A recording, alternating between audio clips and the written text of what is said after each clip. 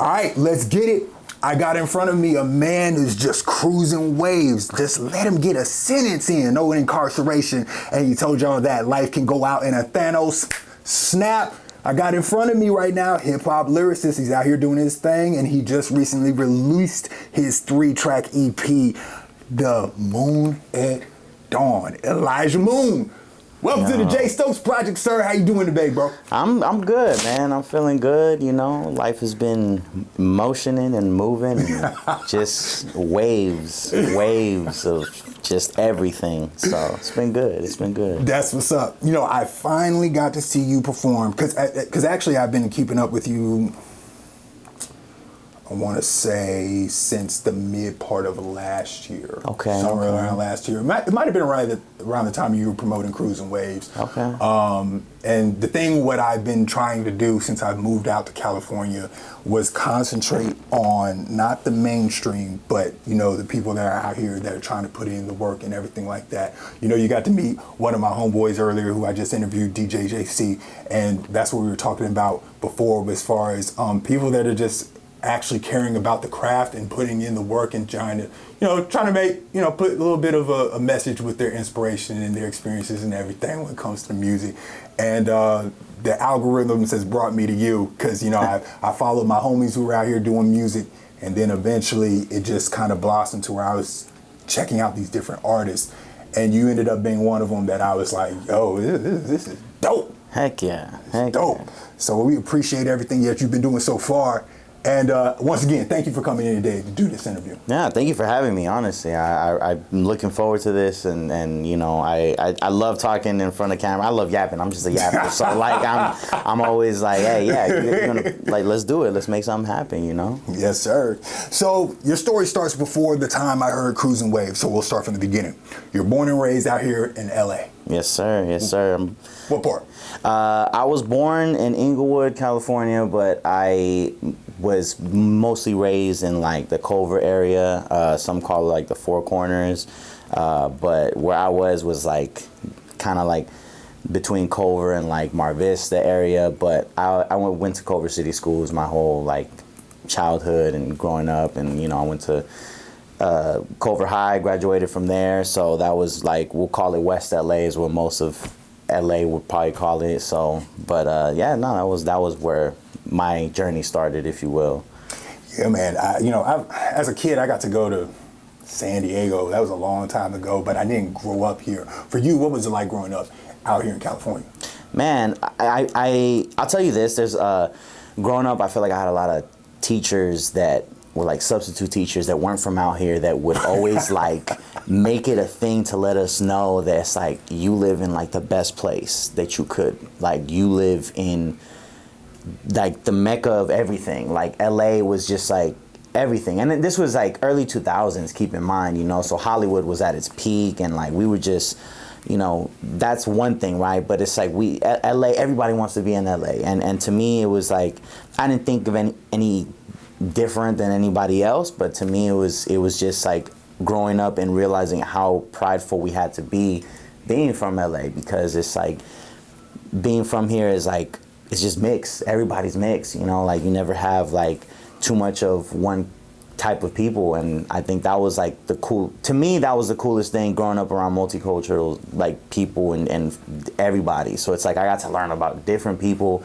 early enough to where now it's like, you know, I'm interested enough to ask questions and like get involved in just like learning about just different cultures, you know, and like I love that, you know what I mean? And like I know a lot of people didn't get to experience that. So for me, LA was everybody, you know, it was everybody and everyone all at the same time. That's what's up. And you kind of, you know, surprised me a little bit that substitute teachers felt the need to tell y'all that. Most time you ragging on the substitute teachers, but they really, like, that was a thing that they had to remind y'all for real? Yeah, I remember one teacher specifically, I think I was like in 5th grade or something, and like our class was like, we were bad. We were not the best class, right? You know, but I remember that he was just like, there was a moment where he caught us all like quiet, and he's like, I'm just telling you guys right now, like, you guys live in the best place in the whole world. Like, it's like everybody wants to be here. Everybody. He said all different states, all people from different countries. Like, it was like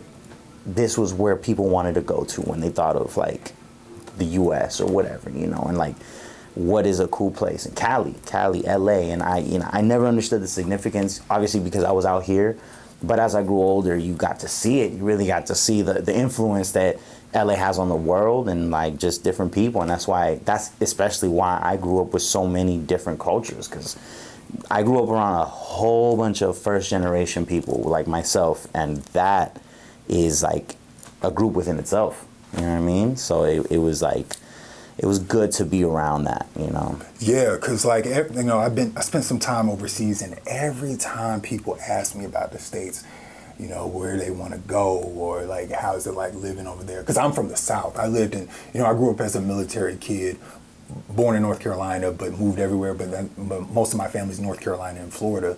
But every time I talk to people overseas, I ask them where they want to go. Where you want to go? You know, you visit the States. You know what I'm saying? And they always say one or two states: New York and California. Yep. Maybe you might hear Texas, but most of the time, 100%. you always go here. They want to go to California. Hey, and I'm starting to see why. Yeah. I'm starting to see why. Of course, the weather, you know, like as far as, you know, the things that you could do out here, the amount of history and culture that's out here, it's very impactful to the point where it's worldwide. It's worldwide. So, so I could definitely see why people would feel that any LA local or native would feel like that they are lucky to be here. 100%. It's beautiful. Growing up in LA, you know, as far as your childhood, what was it like growing up and everything? Because you mentioned you're your first generation. Because if I remember correctly, your first generation, your parents immigrated here. Your mom is Chilean and your dad is Honduran. That is correct? Yep. That's right. So my mom came here when she was about like 13, something like that, and she came with her family.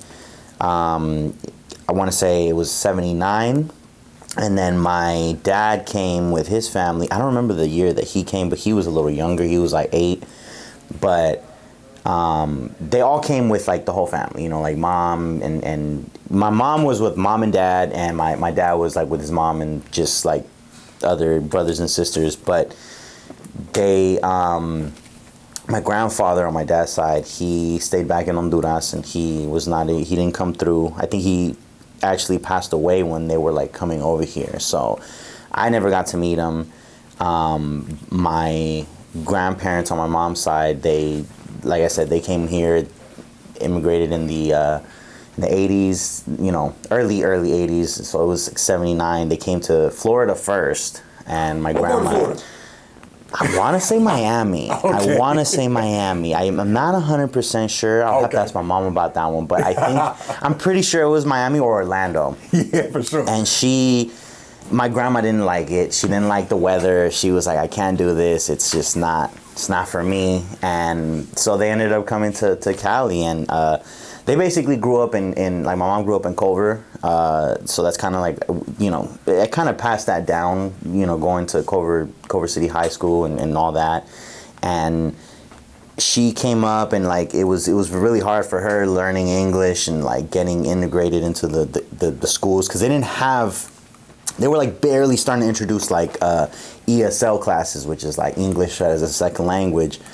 In fact, they actually put me in that program at first, because, you know, I came from 2 first generation, you know, parents. So to them, it's like, you know, making sure that you're still on the curriculum and you understand everything and blah, blah, blah. And I mean, that's where I saw, like, at these like events, I don't even know what to call them, but it was just like testings, I guess. They would do a lot of testings on us, and you just see everybody. It was Latinos, it was Asians, it was Indians, it was Middle Eastern folks, it was everybody. And it was just like I said, man, that's where I got exposed to so many different cultures right off the bat, you know. And my pops, like I said, he came in earlier, but his journey was a little bit different, you know. And it was still, I think, about the 80s, something like that, but it was a little bit later. And I mean, it was just a lot going on at that time, you know. And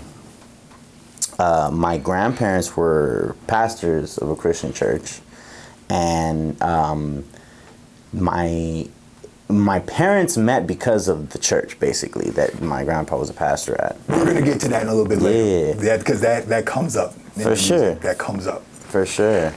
Yeah, go ahead. You know, you know what I'm saying? Like, as far as being in, being out here in Southern California and everything, growing up, and like you said, growing up in a Christian household, and then you talk about your childhood in general. You're going to school, you're seeing the different cultures and everything. What you're first generation born and raised. So it wasn't like you had to worry about like the adjustments that your parents had to go through. But was there something that they taught you in regards to their, with them coming from their native lands, and then, but you being born in the States, was there something that they taught you in regards to that you could tell it kind of came from, like, from their transition from one country to the United States?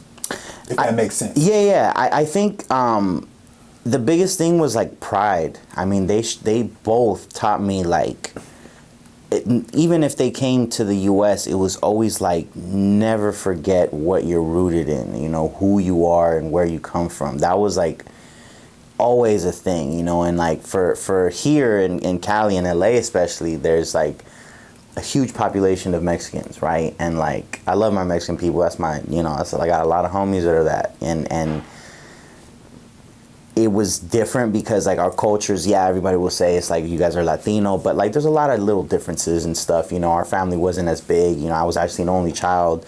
And so for me, the experience was more like showing.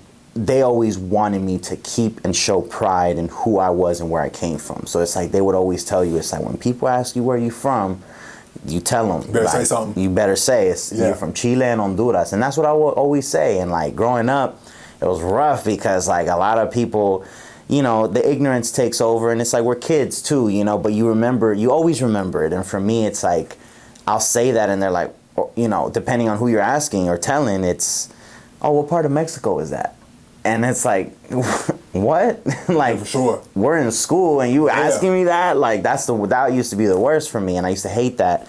And like, either that or like I used to hate because I know I'm very light-skinned. I give off more of a white tone, especially like when I didn't have facial hair. Like, I looked like a white kid, So a lot of people didn't even know that I was Latino, let alone that I was in these, like I said, these ESL classes. So it was just like, and it was in the beginning, they eventually took me out of the classes because they saw, okay, well, he's, reading comprehension and all that is up to par, but like my dad didn't finish school. And actually, no, neither of my parents finished school, to be honest, but that was another reason, they had the same thing. It's like, for us, it was just work. And like I said, they always just taught me, for me in my household, it was like my mom's that was like the breadwinner and like the worker. My pops was, we get into that later, but he didn't work as much and like a normal job, we'll say. He was always like doing like driver and truck jobs like that, so. Yeah, because that's the thing. During your childhood, and I think you said it in a past interview, maybe around the time when you were 11 or 12 years old, your dad ended up getting deported. Yeah. Did you get, at that age, did you understand why, especially given what's going on what's going on today, right, in regards to immigration? Did you understand why, or was it brought to your attention like, yo, this is what's going on? I mean, I understood it from early on because it was something that we were, I was taught because of the situation, For me, it was normal because it was like, that was my life that I was living, my reality, right? But my dad, when I was like little, my dad was like doing time in jail, and then he got deported back then too. And like, he was able to come back, but it's like, we won't get into like the real details of that, but it's like he, in my lifetime was deported a couple times. And in that last time that he was here, I was 13, about to be 14. And I mean, it was rough, man. It was rough because like, just, imagine like you have your pops in your life and in the household, and then like out the blue, it's like you got to change everything because now he's gone. And it's like, things you gotta adjust, and I think that was the biggest thing, is that I felt like I was always adjusting. There was always things happening in life, as many of us do, right? As that we all have, issues growing up. But, when that happened, it was just one of those things where it's like, I understand what's happening. For sure. There's nothing we can really do. We just have to adjust as we do, and make whatever happen as we can. But it was rough, and the last time was kind of like the last time, because he didn't end up coming back, and unfortunately he passed away in 2017. So last time he was basically in American soil was like early 2010s. I don't remember the exact day he was deported, because he did some time in jail and the holding first before he ended up getting sent back. So it was I think a little bit of time, so it was a lot, it was his upbringing too, so it's a domino effect kind of. Sure. He always used himself as an example to tell me not to do bad or do, just stay on track. He's like, look at me and look at the results that happened to me. That's work. Also, because once your dad did get deported, that's when you kind of started getting into the music. Yeah. So is that like how you, that was a huge influence for you to go ahead and start writing the rhymes and getting into the studio or anything like that? Or was it just started out with writing in the beginning? It's interesting, because I never felt like I got into it because of him and what was happening, because he was technically still here when I started to like dabble into it and started writing and started figuring out like, what is this, you know? Yeah. But I kept it going, and I think that like around like I have been doing music since I was like 3rd grade, 4th grade. I played the saxophone and the acoustic guitar for a long time. So I played alto sax, and I still pick it up from time to time, but I'm like nowhere near like these guys who are like, hold up, players. Elijah Moon is a band nerd? And it's funny, because like back in the day, like I used to be more into rock, and I would write like I remember finding when we were moving like 2018, I remember having like old notebooks and looking at them, and I was reading it, and I was like, is this a song? Right. Like, and I was like, what the, like, I didn't remember, but then like it kind of sparked like a little memory where I was like, oh, I think I was writing, you know? And so I did. I had a whole bunch of music. Like, it was like I was really into rock, and I wanted a band at first, and then like later on I started getting into hip hop. My dad was the one who basically introduced me to hip hop, but like I didn't start getting into it until like maybe middle school, and like, man, once I got into it, I don't know, I really fell in love with what it was.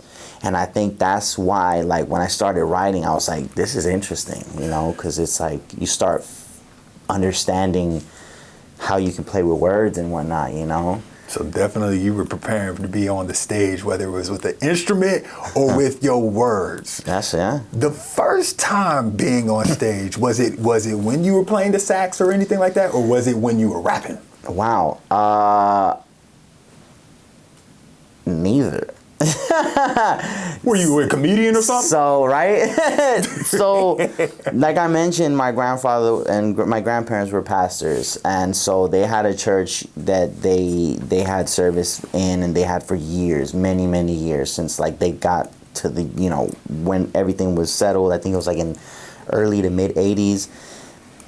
Anyway, I grew up in the church. And my grandfather was a preacher, very well known. So for when I was like a little kid, I mean, like I'm talking like 2-3 years old, man, I would grab his mic and go imitate what he would do. But like, I was serious, I would go and preach, and like, I was serious, like, they like, man, and I'll never forget it, because And I mean, the church people never made me forget it either, because like when I grew up and I got older, like I stopped doing it, and like everyone was like, you know, it was a Spanish church, so they would always ask me, it's like, you know, oh, ¿cuándo vas a predicar otra vez? And like, when are you gonna preach, and when are you gonna, you know, get back up there? And I'm like, you know, I'm like, I don't know about all that, you know. And they're like, I remember you were there and you would preach and you would, you know, put your hand and you would just be up there. And it's like, well, you know, because my grandfather was passionate, man. And he was very into the preaching and just like teaching the word and really like getting stuff. I mean, bro, his office was just filled with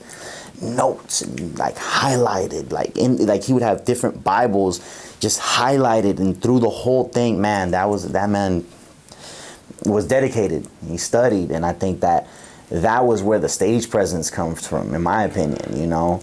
And like he knew how to lead, you know, a whole church and just his people, and like people believed in him. Even towards the end when he was getting really sick, I mean, he was El Pastor Duran, you know. That was like, to them, like the closest messenger to the, you know, the Most High, for how they would depict him, you know, because he would just like, he was a therapist, he was everything, you know.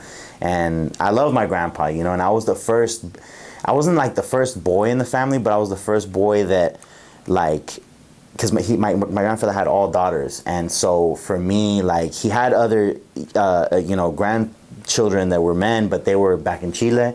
And then my other older cousin, like, he wouldn't be around as much, and he was like, you know, I guess I was the one who made him soft, because like my parents always taught me, it's like, when you see grandma and grandpa, you give them a hug and a kiss, and that's there's no in between, you know. And then my other cousins were just like, they had like this thing with him. They had like their own little handshake, but it was like no affection, you know. And so I think he liked that I forced the affection, and because he was like a very stern man and like very hard to like get any like softness out of him. Like, he was passionate. He was, you know, he was the man, you know. He was like my second father, and my, you know, for me. And, you know, when my pops wasn't around, it's like he was someone that I could like look up to, how to hold yourself together in a more than professional way. It's like he held himself together how he was 24/7. Most definitely. Most definitely. So that's where the stage presence comes from. Yeah. And then, of course, like, yeah, you mentioning the saxophone, playing the alto sax, because that also comes up a lot in your music too. Yeah, I love. Very noticeable. I love the sax. I love the jazzy sound, you know, and whether it's like a very turned up jazz or it's a chill vibe, like I'm here for it, man. I want to just make something that people can vibe out to, you know. I love my jazz rooted music too, so it's like I'm into jazz in its own, so it's like it goes together with hip hop, bro. 100%. You know what it is. 100%. So going into the music, you weren't always solo. Is that correct? No. Weren't you in a group called Illustrious at one point? Or was that a collective or something? Or what was it behind that? Illustrious was my original artist name. And Gotcha. Ill Music is what the collective used to be. Got it. Ill Music was, and that's kind of where I got the Illustrious from. You know, I would use the ill in Illustrious and like just highlight the ill in what we were doing. And ill it used to stand for Independent Living Life. But I changed it to Independent Living Lifestyle for what iLLiJAH Moon stands for. And I try to keep that alive because that was a part of me that started my whole music career. And I also like the idea of it, you know. And for me, man, the collective was fun. We was like a bunch of homies that we met in high school, and some of us in middle school, and we just all loved rap, hip hop. Like, we just were into it, man. Like, and we would like, once we figured everything out, all right, let's all pitch together to get a mic, and then let's get this like program and software, and then figured out what a DAW was, and you know what I mean. And it was just like every day. It was consistent. That was the thing. It was consistent. We did have issues of like getting sidetracked a lot. But it's like, who, you know, as teenagers and shit, who doesn't? These guys were like my best friends. These guys were my brothers, and you know, I ended up having a few of them, you know, in the collective, because I was like, I don't want us to feel like a group. I just wanted to feel like a collective of artists, that it's like we're under this, you know. Right. It's like, it was important, you know, and we all made great songs together. We all recorded at my house after school, and that was really dope. But you know, everybody drifts apart, you know, and everyone wants to make their own path, and that's totally cool. You know, that's why I didn't want it to feel forced.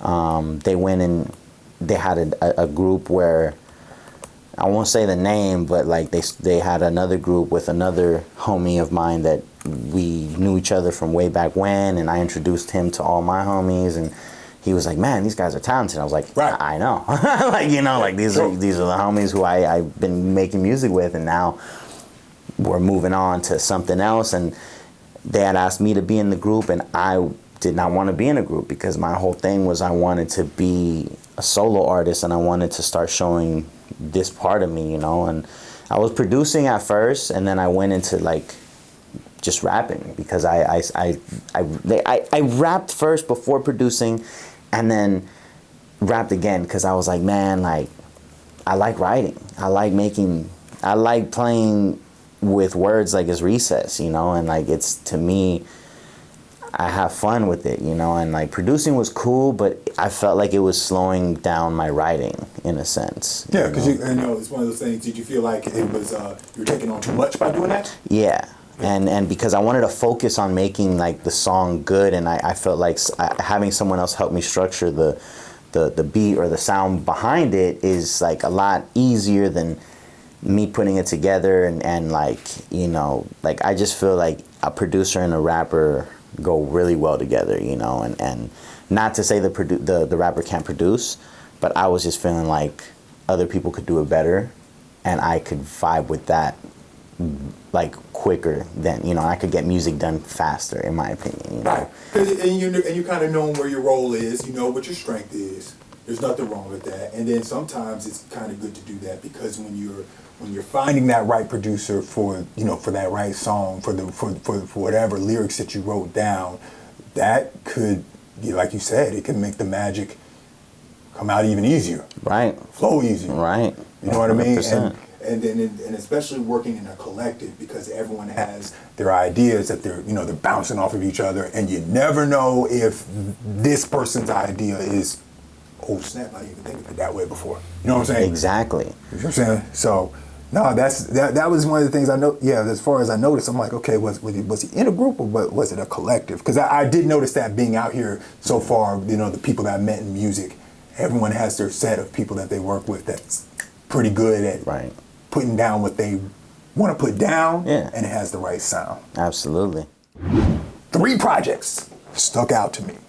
What are the main projects? You have your EP, Exposed. Yeah, man. You have Concussion. Oh, yeah. And then, like I mentioned earlier at the beginning of the interview, The Moon at Dawn. That's correct, yep. There's a main collaborator you work with, Malik McPherson. Malik, man, yeah. He's dope. He is dope. He is dope. How did you guys come about as far as coming together? Man.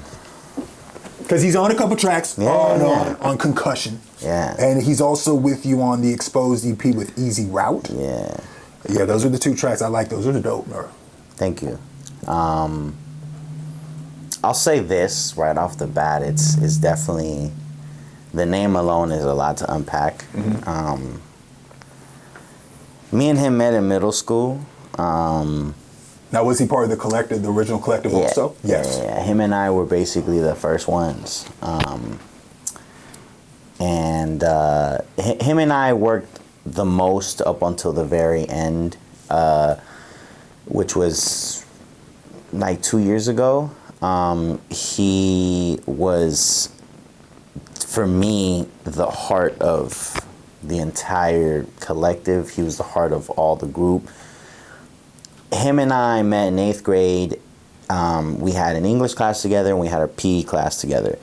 And he was just this really quiet kid who just would put his headphones on and put his hoodie and write all day. And I remember, like, he sat behind me once and like, I just would talk to him briefly and, like, get to know him a little bit. And he would, you know, throw little things here and there, and he would talk to me about hip-hop. And then he's like, oh, like, what does this guy know about hip-hop? And this, no, meaning, like, him to me, and, you know, and eventually, like, we just realized that we were both into a lot of, like, really, like, underground shit and just liked what we liked. And so we would eventually we realized that we were, like, rapping. He had been rapping for at least, like, a year or two before I did, and then I was like, I'm just starting to get into it, and bro, we would have, like, rap battles at lunch, or sometimes during PE time when we had, like, free like moment after everything, and it was cool. It was a lot of fun, bro. Like, and he was I still to this day think he's, like, one of the best MCs I've ever, like, come across. He has a way with his music. He used to go by Kid Graphic, and we made a lot of music under Kid Graphic and Illustrious, and that was, like, both of us, like, we're never a duo, but we, like, when we started doing shows and stuff, he and I were always performing together. So we would perform, like, our own songs, but we would be each other's hype man for each song, and it was cool, man. It was cool for a long time. And, you know, Malik is incredible, man. He can rap his ass off, and I always thought he was better than me. I knew he was better than me. And it was, to me, my job to reach that. I always wanted to be as good, if not better than him, you know, in the best way. You know, I wanted to be like a friendly competition to where we keep each other in check of how good we're being and getting. And most definitely, that was, like, what I loved about it, you know, him and I. And then we had a third homie who, you know, like I said, we all started this ill shit together, and it was cool. It was really cool. And working with Malik was, like, one of the dopest things. And, like, the way he works, man, I mean, he had, like, notepads on composition books I mean, bro, this man wrote so much, it was ridiculous. And to me, I always felt like he was the one that was supposed to make it, not even gonna make it. It was supposed to make it, you know? Sure. And for me, I do wish that he would have kept it going, but there's a lot to unpack with him and like, his story, and I won't really, like, talk on his behalf on shit, but he is one of those people who has this potential that, like, bro, if you just stuck out and stuck with it, like, you've been good with it. You can even hop back in right now, and I think that he'd be fine, you know. But, you know, there's a lot to unpack with that. Yeah, for sure. He's the homie, he's my brother, and I haven't talked to him in a couple years. We had I don't want to say we had a slight falling out, but we had a situation that I will say, for me, did not sit well with me, and I had to, like, you know, I was always honest with him, and I'm always honest with all my people, as bluntly as I can be, and I told him what it was, and you know, he wasn't in the best place, so I know that it was, like, icing on the cake almost. So I felt bad, but it was necessary. Right. And well, you know, we haven't spoken in a couple years, but I was always trying to take care of him like he was one of my family members. You know, as I took care of all my homies, I feel like that was always, like, our thing was hospitality. Like, sure. Like, my family was always, like, making everybody feel welcome, making everybody feel at home wherever they are. And at home is not just a place. At home can be a person. At home can be an energy. At home is who you're with and who brings certain things out, you know. And I think that was, like, something even to this day, I like to highlight, that I like to make sure I have a home with sure. people, you know, especially those I care about. Yeah, because he was present. Like I said, he was in both the Exposed EP and Concussion. Yeah. Exposed came out in 2017. Yeah, that was still the illustrious era. That's right. And then Concussion came out in 2018. I want to say 2020. It should have came out 2018, let's just say. Okay. Because most of those songs were basically done between like 2018 and 2020. Okay. I redid a few of them so that they could, sound up to par when I dropped it, but I dropped it at the very beginning of the year of 2020, which, as we know how 2020 turned out, was not the best. I don't know what happened. I wish I could have promoted it better, but I just wanted to get it out, and that was like, I feel like my first EP officially being like iLLiJAH Moon, or not even, I don't even want to say it like that. I want to say it was like the tail end of the illustrious era and before entering the iLLiJAH Moon era, which I would say iLLiJAH Moon started like 2021. There was a lot of there were significant live performances with the Concussion EP. Yeah. You performed with Malik on there, and then there's a song on there, I think it's Too Much. You told a story about a cousin that lied about being on Skid Row. Yeah. What was that about? Because it was right after that song, and it was interesting because I'm like, who's lying about living on Skid Row? Yeah. It was, no, that was my... In Concussion, it's funny. So Too Much is the first song to this other song, Too Much, on The Moon at Dawn. So it's the same, it's like the same story continued basically. But yeah, in Too Much on Concussion, that was yeah, my dad's first cousin. He came, for perspective, he had just gotten out of prison and doing time for a minute. He was like 18, I think, when he went in, and 18, 19, I think he got out like 34 or something like that. So all he knew was that, and anyway, we gave him a place to stay briefly, which was agreed upon in the very beginning. And because like, he's my dad's first cousin, and like we had discussed, my dad was not around at that time. When the time that he came through, it was when my grandfather, my mom's dad, had passed away. So it was like a vulnerable time, and like my mom was not really like with the shits about it, but was also like, I'm not gonna just leave family in the dirt.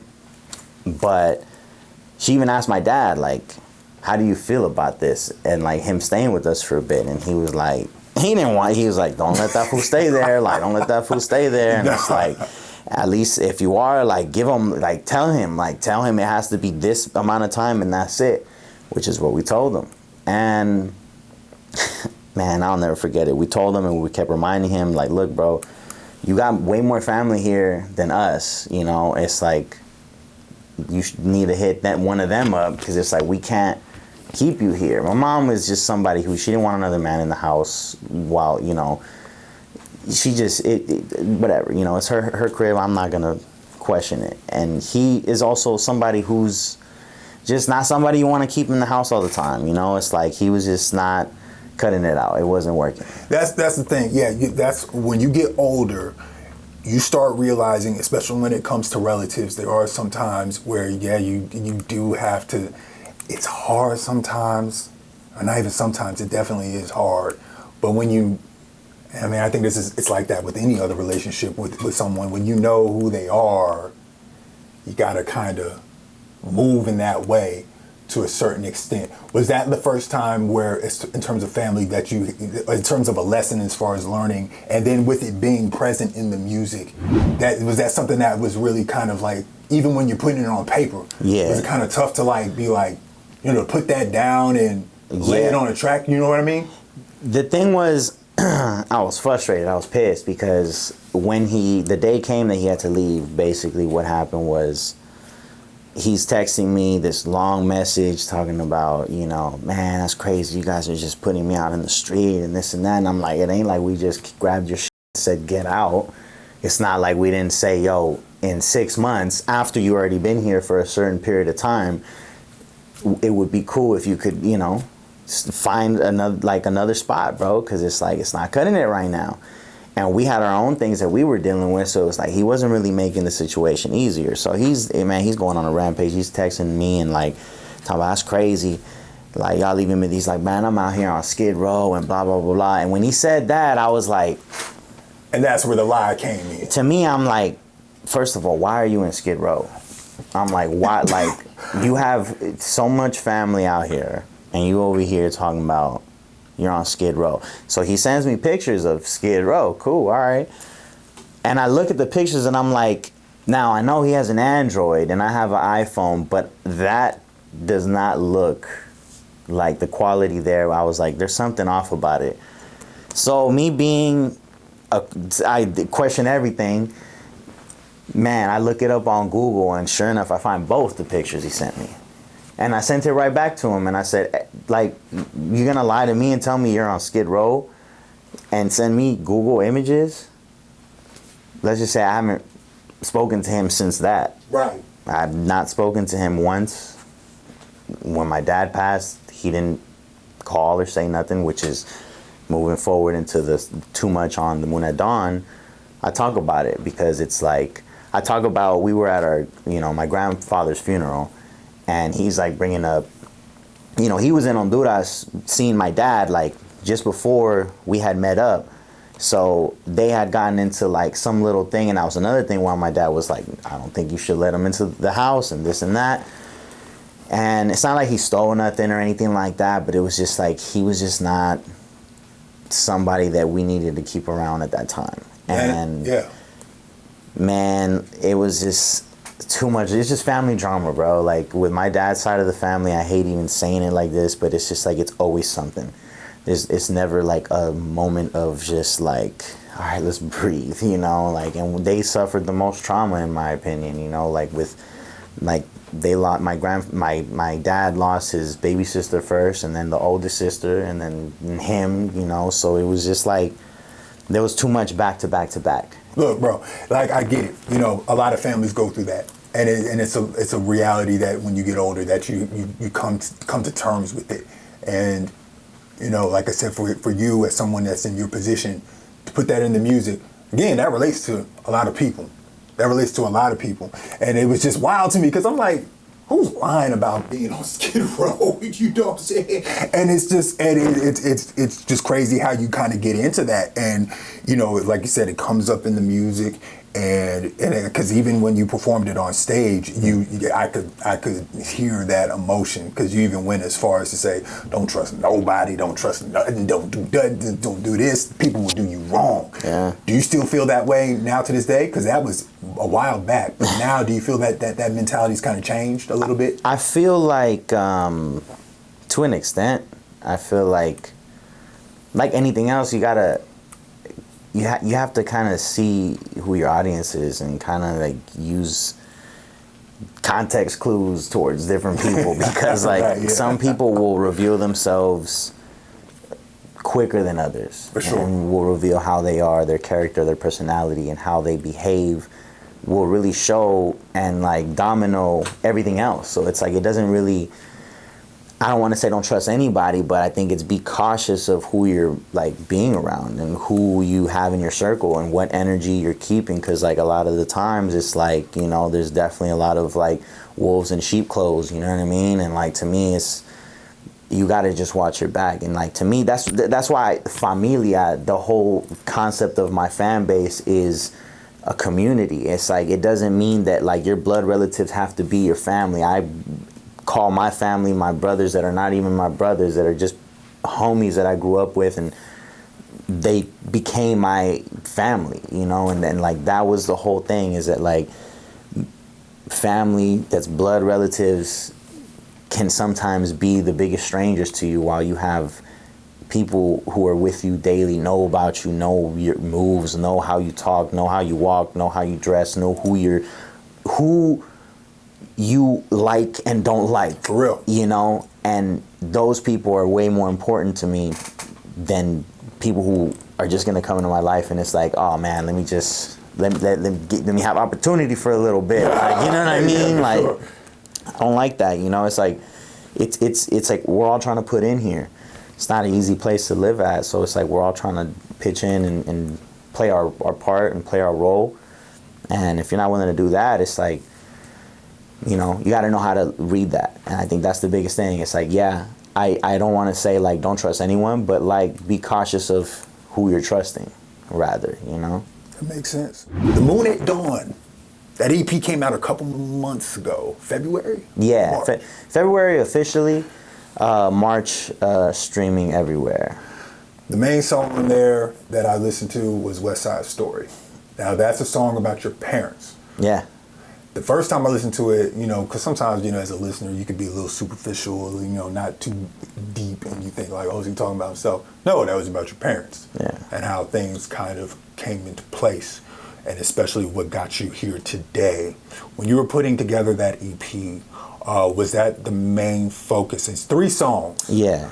But, you know, would you say that was the main one, was to get the iLLiJAH Moon story out there for real? Because in the past EPs, Concussion and Exposed, that, you know, seems like it was more hard hitting tracks, bass, and, you know, you're talking your talk. Yeah. But then this one, it seemed like it was a little bit laid back, like, hey, listen to me, this is what it is. Is that a fair assessment?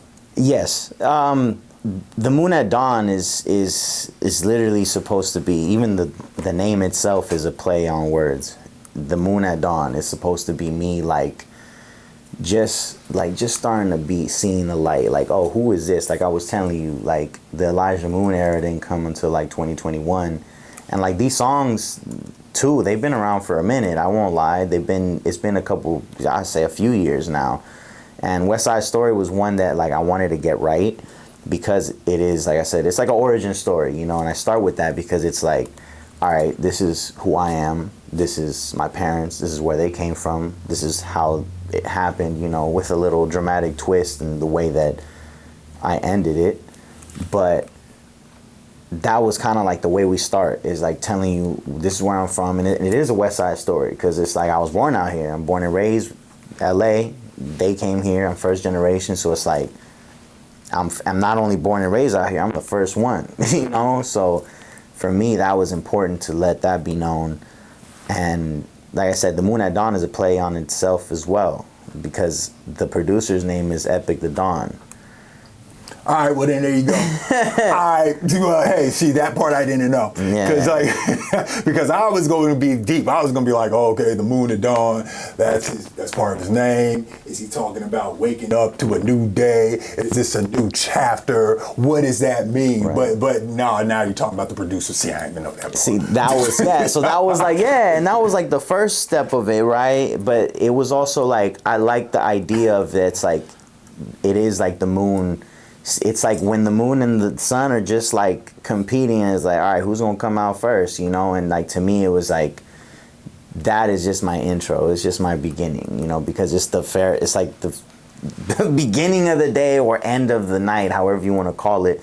But for me, it's like it's like half the glass is it half full or half empty, you know? For me, it's like it's half full. So me telling you my story is just like a quick intro. I needed those songs out too, because I needed to just kind of like get my like storytelling part out, you know, and now I can kind of put together the new stuff that's brewing. I'm gonna list off several tracks that stick out to me and that are personally my favorites. Distracted, Easy Route, wow. Games, which gets people hyped. Yeah. Cruising Waves. Oh yeah. Mind Blown, and Absence. Oh wow, okay.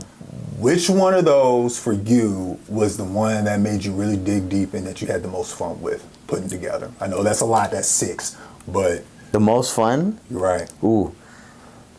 Either Distracted or Cruising Waves.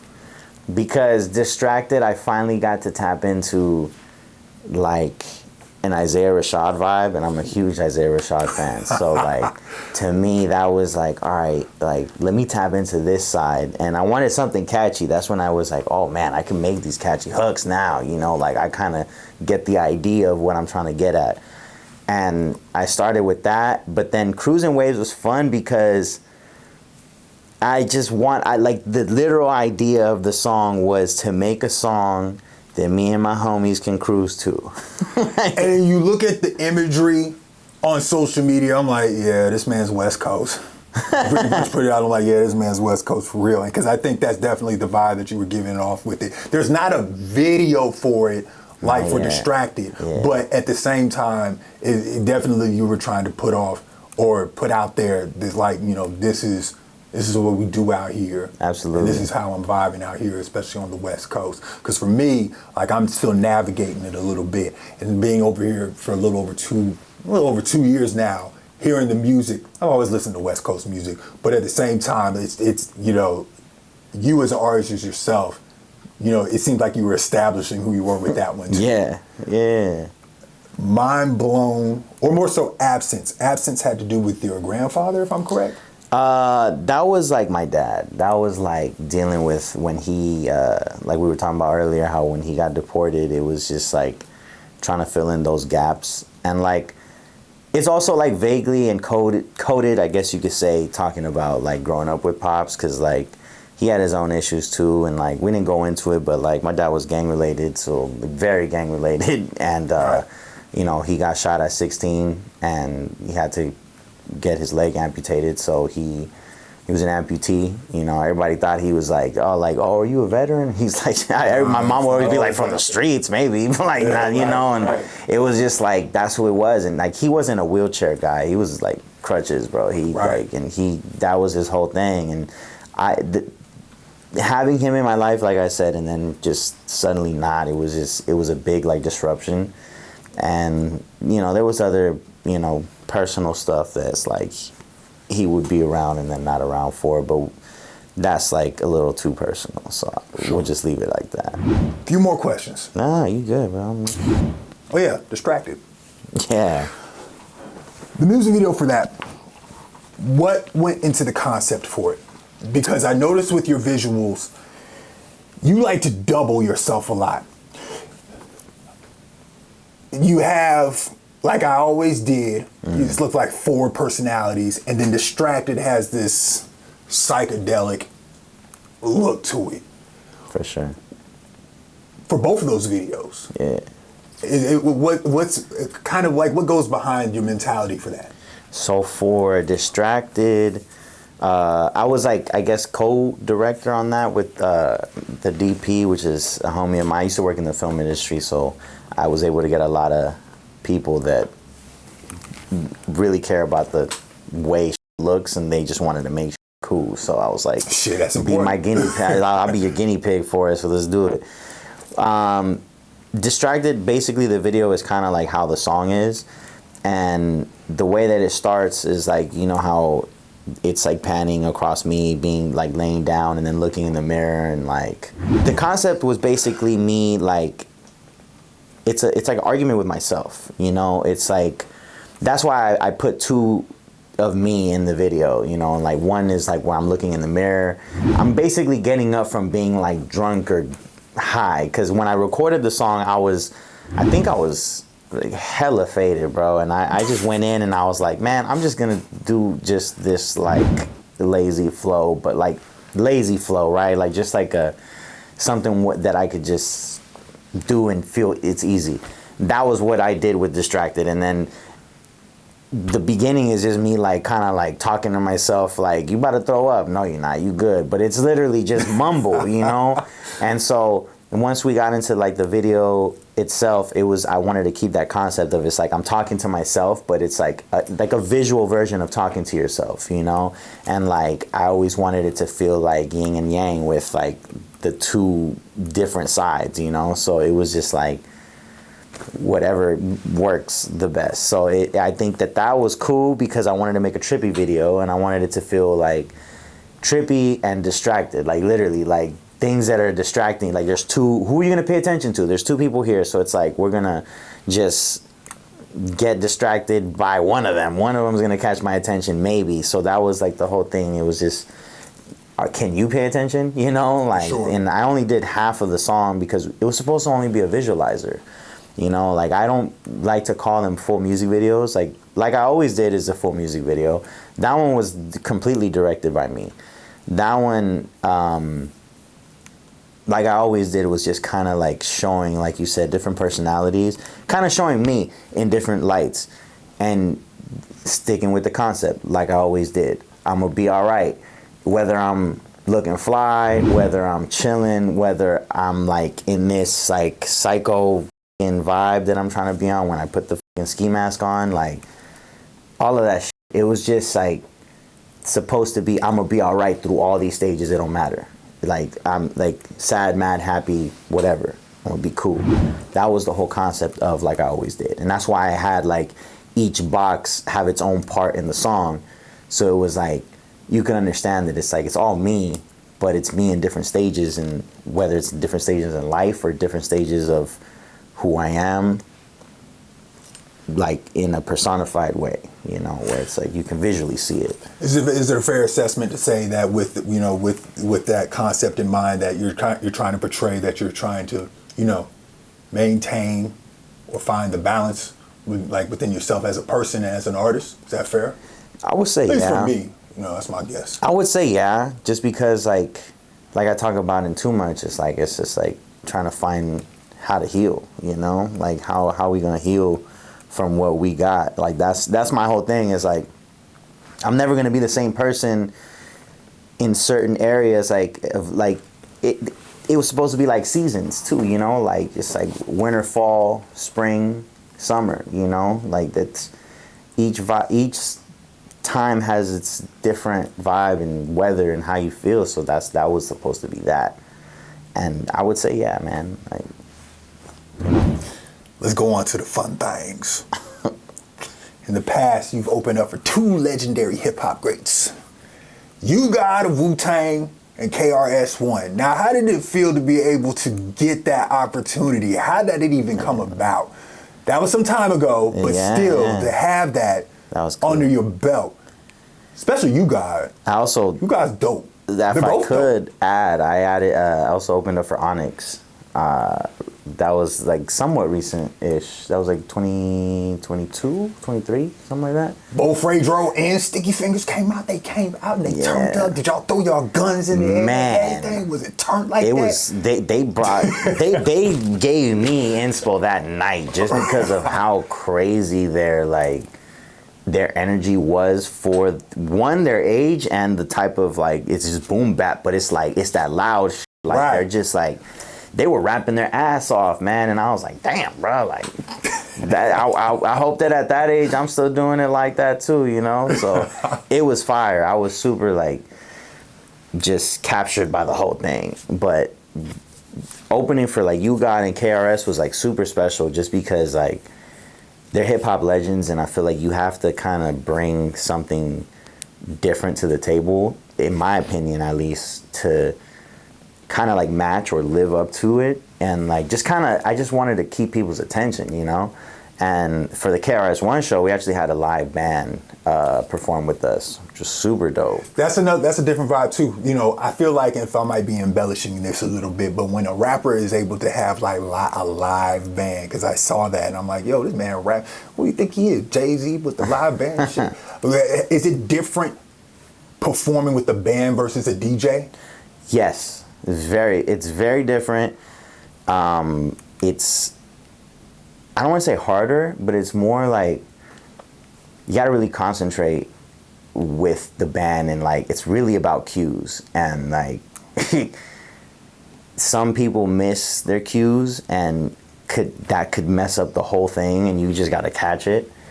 As opposed to like if the DJ's there, it's like you can kind of work with it, you know what I mean? But like you have to really rehearse with the band, and like we rehearsed a little bit, but I think that we should have rehearsed a lot more. And it's just live. It's just live. So you got to work with what it is. And the worst part is like the one who was f***ing up was the drummer. And like I'm like, you can't be the one f***ing up. You're setting the rhythm. You know what I mean? So it's like, oh, bro. And like it was throwing us off a little bit, because there was like one song that was a lot slower than it should have been, and so like we had to change the whole tempo and shit, and like you know, you adjust on stage as you can. But it was a huge show. That was, to this day, I think that was the biggest show I've done, the KRS-One show. That was huge. It was sold out at the Whiskey A Go-Go, and like I sold out all of my tickets, but he sold out. But he sold out everything. So I was like, bruh. Yeah.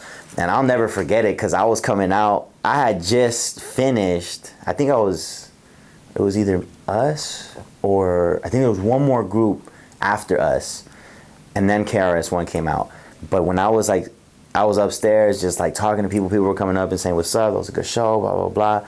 And then I see KRS-One come out as we were about to go back to the like backstage room and shit. And he was like, I just see him and I was like, I had never seen him in person. So I was like a little starstruck for a second. And all I said was, oh, shit, the teacher. Yeah, and he was like, sure. Oh, word. And then goes down and proceeds to just kill the whole performance, bro. It was ridiculous. Like another like hip hop legend that for live shows, I think he is a good person to study because he's like, he talks to you but performs at the same time. Like it was dope. It was really dope. It's a blessing. You know what I'm saying? That I really feel like that's a blessing because I was talking to another artist earlier today, Jalen Musa, and I was kind of picking on him a little bit because he's kind of been in similar rooms with Daylight. Oh, shit. And he was humble about it, but he used to be, or at one point in time back in 2018, he was a BET Freestyle Friday champion.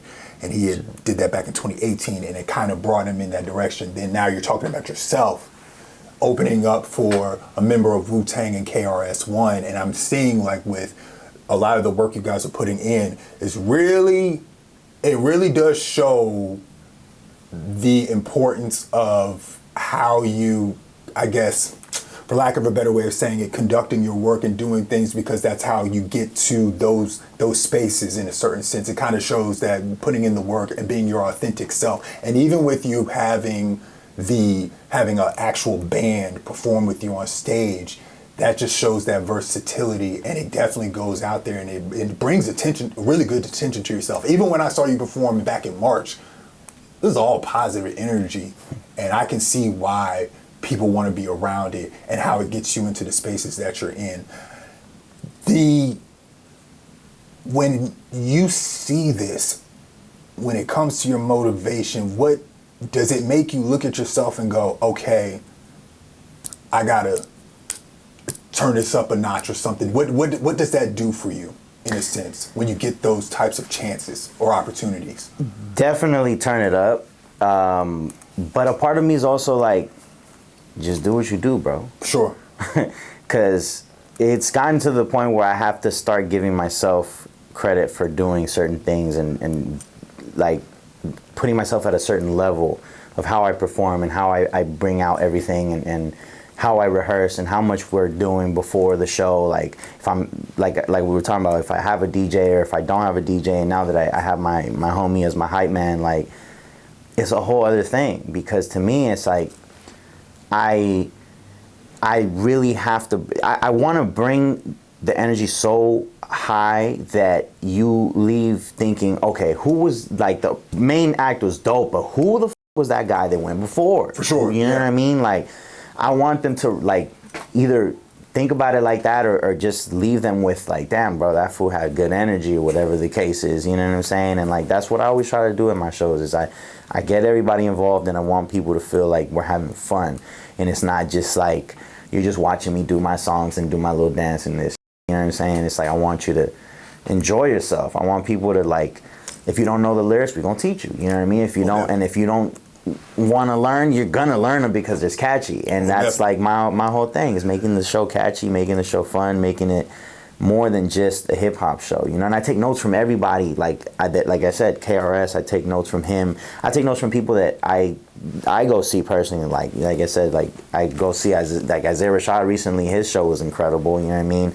Saw Samara Sen. She's a great performer. And did you see Wale recently? I remember seeing on your. I saw him. Yeah. Literally, was it yesterday or 2 days ago? Okay. Thursday, I think it was. Yeah. It was cool, man. It was cool. He had a good show. And like, but like that, it's like I take notes from when I'm at shows. Like I'll be enjoying it, and then I'm like, all right, when the crowd is like this, he does this. All right, cool. All right, so when he wants to turn it down, he goes to this route, and it's like you just kind of take notes on all that. At least for me, and I try to take little pieces of everybody because everyone has something cool, and it's like if I enjoy the show, I'm gonna try to take notes from that and see how I can incorporate it myself. You know, my biggest thing is talking to the audience. You know, and if I can get the audience to with me and also follow what I'm saying, I got them. At that point now, it's like they're a part of the show. Like I said, it's you want to make people feel a part of the show. Like they're not just, you know, some people just want to fuck it. They just want to be in the back and just like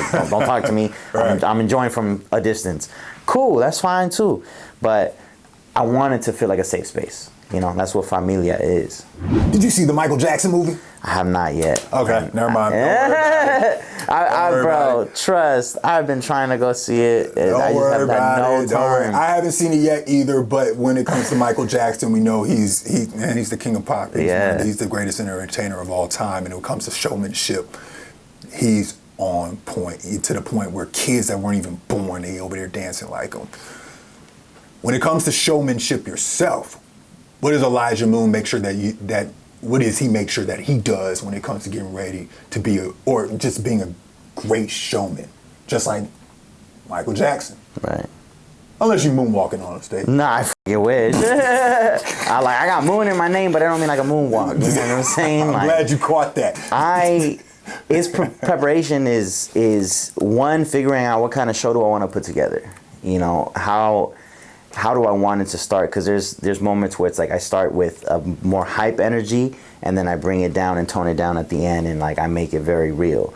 Then there's making it very real in the beginning and then reeling you in like that. It's like, oh man, he's talking about some shit. But then we turn up in the middle and then, you know, close out with a high five type, which is what I've been doing in the last couple shows, is like just starting it off strong. And I rehearse a lot, bro. Honestly, like I rehearse with my homeboy. Now that he's my hype man and shit, like I met him. He's cool people, bro. That's my brother Big Black. right there. Yes, sir. That's my boy. And really cool dude. He is like always the loudest in the room at all my shows. He's always the one singing back the lyrics, and like everyone in the crowd feels it. So to me, I was like, I gotta get him on stage with me. Be projecting, but I won't get past this like I always did, like I always did, like I always did, like I always did, like I always did, like I always did, like I always did, like I always did, like I always did.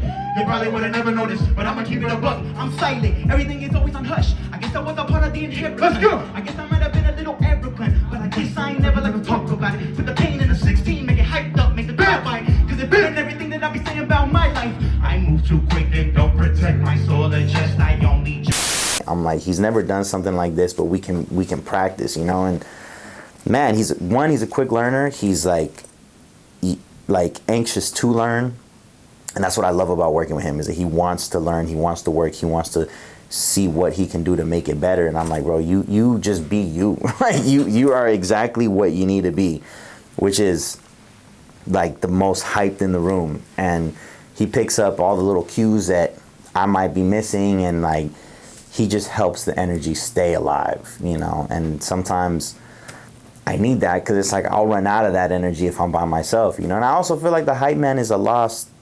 position in hip hop. They don't do it as much anymore. Nah. Unless you see Spliff Star, right? Busta Rhymes, but you know, yeah, no, it was definitely good to see that when I went to see you out there a couple of months ago. And definitely, it's still like a purist type form in terms of hip hop, and that's a good thing to keep going. Absolutely. I think it's something that we need to stick with. Definitely. Speaking of authenticity, last question before I let you go. They trying to put AI in music, bro. Wow, man. Of course, you know, we've heard of different artists, like, you know, their opinions on. Of course, the main artists are like, no, we're not trying to hear that. And it takes away from the authenticity. Why do you think that they're trying to include that in music? It's more money for them. It's always been about taking money and minimizing what their cost is. And if they can type up how the next hit is gonna be, and they get all the money, then that's what they're gonna do. To me, that's like the ultimate goal, as it always is at the end of the day. Everything that is rooted in like, why are we doing this? Money. Sure. Money. Oh, his dick is small, so he needs money. Oh, like that's kind of what it is. You know, he needs money to hide all of that. It's money. At the end of the day, that's what's rooted in it all is why would they hire AR artists if they're not authentic? Money. They want to make money off of people, so they don't have to keep this artist who's complaining about, oh man, like I'm the one who sold the show out, I sold the tour out, I sold the, you know, my merch, why am I not getting pieces of shit that's mine? Because you signed it away. And that's another thing that artists should be more in tune with in the contracts and seeing what it says. But that's a whole other conversation. But with AI, I don't welcome it as far as in the music space. I don't even, if you create with it, fine, but like we didn't have AI when we started writing. We didn't have AI, like we had maybe like a rhyme or a dictionary like app or website maybe, just to think of a word and help. And sometimes you don't even use the word and you end up seeing new words and you That's learn. all I'm about to say. We got like, at the source. You that's good. what I'm saying. You good. You know what I'm saying? You got at the source. You straight. We lacking in that, you know, we're lacking in learning, you know, and I think that it's like now it's just let me just make it happen. And I don't like that, because it's like I think now it makes it feel like everyone can be a creative, and it's like the creatives used to be the outcast. The creative people used to be the ones that are like in the back of the class and nobody talks to. Like I was telling you before, it's like the quiet person that's like the most creative in the room, but has this dark cloud that you can't even see that is like holding them back, because creative people are not bright necessarily in like the sense of like they're not bright in what brings out the creativity. The creativity is where all of their color comes out. Sure. And sometimes like to everyone else, they're just the person who nobody talks to. That's that weird kid or whatever the fuck it is. That's usually how it was, bro. Like for us growing up, like that was how they looked at creatives. And now it's like anybody and everybody wants to be like the popular kids want to be the creative and this and that. And it's like, I'm not saying you can't be creative, but I'm saying it's changing and things, everyone can't be in this. Like some people, there has to be a split of, is this a hobby or are you taking this to the next level? If you're taking this to the next level, don't submit to streams. Don't go into this world where now you're going to get money taken away from our pot, because it's a pot, and then giving it to nothing. It's the dude who typed in a prompt for a hit song. That's what I was about to say. You just said it, because I'm like, most of the people that are doing that, they ain't really serious about music anyway. I had a homeboy that sent me a song, and it was banging, but it was like some don't feel right hearing it from this. I'm like, yo, I feel like something just invaded my car right now. Is this gonna turn the car into a Decepticon or something? I'm like, bro, like I can't really. It's just seriously an attack on authenticity. Yeah. If you could, look at it that way. But it's wild, man. It's a weird change. Yeah, and I feel like you can't put pain into AI. You can't teach AI pain. Like pain is art, and I think that's the biggest thing that we're missing is like, and I'm not saying we need to go through shit to be creative, but it's like that's what makes some of the best pieces of art, whether it's painting, whether it's film, whether it's music, whatever the case is. Pain and putting that pain into it's energy. It's all energy. Whatever energy you put into it is the energy that's probably going to come out, and then people will feel that. People will relate to it. Maybe they don't. Maybe they do. But pain is what makes people really dive into an art or an artist more. And I think that's what brings out just the feeling. Art makes you feel. AI has no feeling. How can it make you feel? Even if the song is great, you knew. Even like maybe he didn't tell you it was AI, but something about it's like, this is dope. Something about it. You see, that's an intuition. It's like that's what I feel when I hear an AI song. I'm like, it sounds like well put together, but I don't feel something. Something my body, my heart, my mind will tell me something is off. And when it's off, it's not authentic to me, and I just can't consider it art. You know, art, like I said, bro, art is pain. And at the end of the day, if you don't feel, then what are we doing? It's a hobby. Sure. It's a video game at that point. Most definitely. You know what I mean? It's just a game. That's real. What's coming up next for you?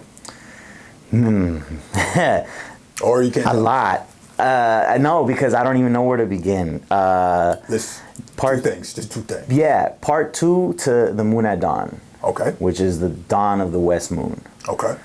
That is a tape I'm very excited about. I have great features on there, and I think that's going to be where we start to really see Elijah Moon go up a little bit. That's, I think, number 1, what I'm super excited about. And number 2, I'll say I'm really looking forward to doing a lot more videos dropping soon, because I feel like I stopped doing like the heavy videos. I love doing like short film style videos and visualizers, just because more art, just more art. Bring more art into it, bring a visual perspective of what it is that we're doing, and that's in the works. And I'm excited, because I know what it's gonna look like. I know what I want out of it, and it's just an exciting time. I feel like my creative juices are just vomiting everywhere right now, because like after this I got a studio session, so that's like a whole other thing. And it's like, and to me, I'm just here to just keep on putting paint on the canvas.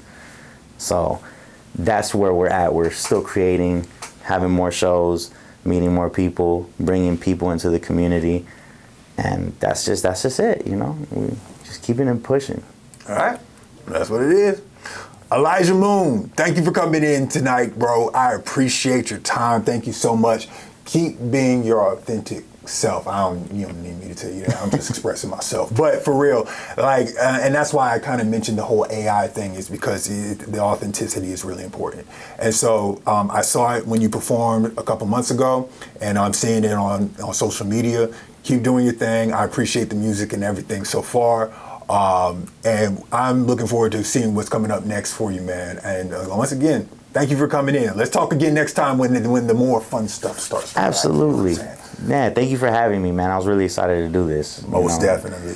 All right then, bro. Appreciate it. Next time. Yes, sir. Peace. Hey, and don't forget, hootie hoo.